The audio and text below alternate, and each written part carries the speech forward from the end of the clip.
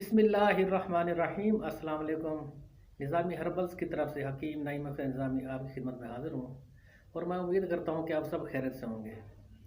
सबसे पहले गुजारिश ये है कि जिन अफराद ने अभी तक सब्सक्राइब नहीं किया हो तो वो लाजमी चैनल को सब्सक्राइब कर लें और बेल आइकन को लाजमी दबाएं कि मेरे आने वाली हर वीडियो बर वक्त आपको मिल सके।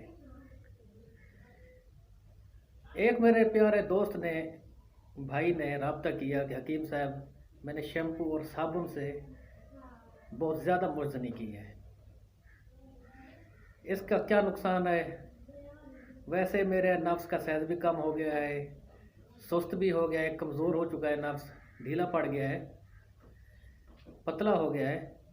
यानी नुकसान तो उसके सामने हैं कि वो क्या क्या मसला बन चुका है।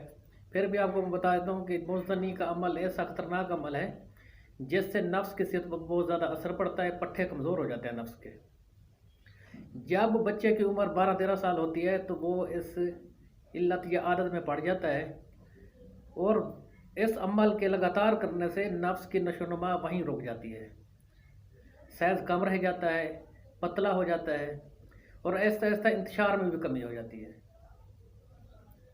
साबुन या शैम्पू का इस्तेमाल मुज़नी के लिए बहुत ज़्यादा नुकसानदेह है, क्योंकि जब वो अफराद साबुन या शैम्पू से मुज़नी करते हैं, जो नफ्स की जिल्द है वो जोफदार होती है।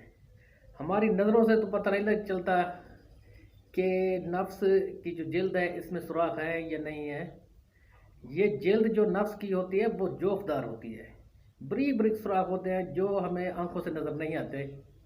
अगर माइक्रोस्कोप के ज़रिए देखा जाए, खुर्दबीन के ज़रिए देखा जाए तो आपको पता चलेगा कि इसमें जोहदार जोहदार जिल्द होती है। जब शैम्पू या साबुन इस्तेमाल करते हैं तो वो जाकर पट्ठों को बहुत ज़्यादा नुकसान देते हैं और रगड़ से भी बहुत ज़्यादा नुकसान होता है।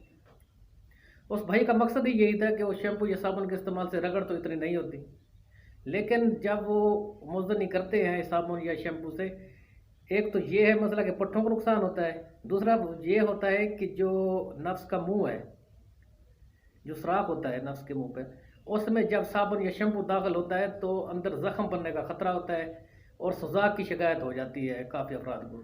काफ़ी दोस्त या आते हैं मेरे पास के हमें पेशाब के साथ जलन होती है, पेशाब की नाली में कोई ज़ख्म बन गया है या क्या मसला है कि हम पेशाब का एक कतरा भी निकले तो हमें ऐसा महसूस होता है कि हमारी जान निकल गई है, इतना तकलीफ़ होती है।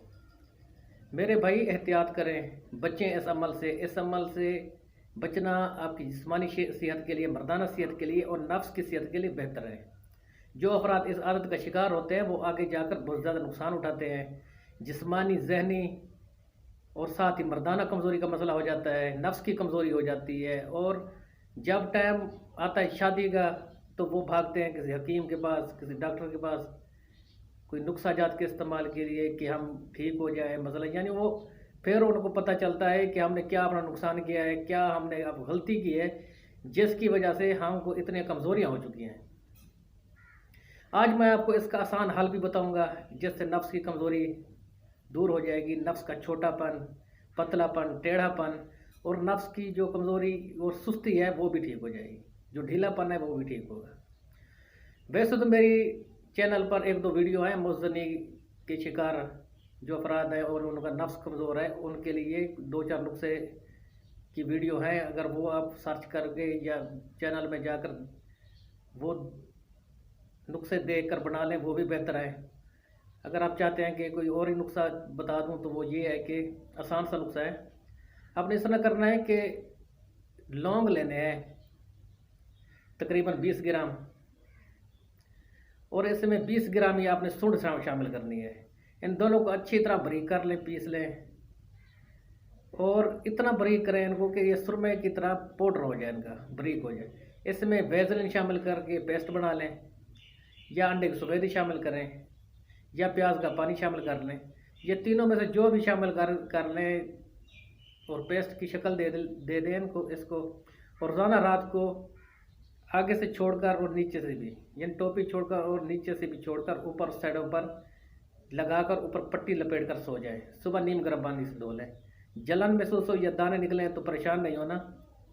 इस तरह करना है कि अगर दाने निकल आए तो प्याज घी में जलाकर वो घी हल्का हल्का लगाएं और ये पट्टी या ये मालिश जो है कुछ दिन रोक दें।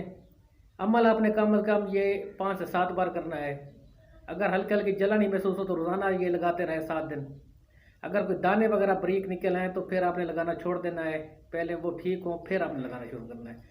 इस नुस्खे से नफ्स की सेहत भी ठीक होगी, नफ्स ताकतवर भी होगा और उसकी बढ़ोतरी भी होगी, नशोनुमा भी होगी।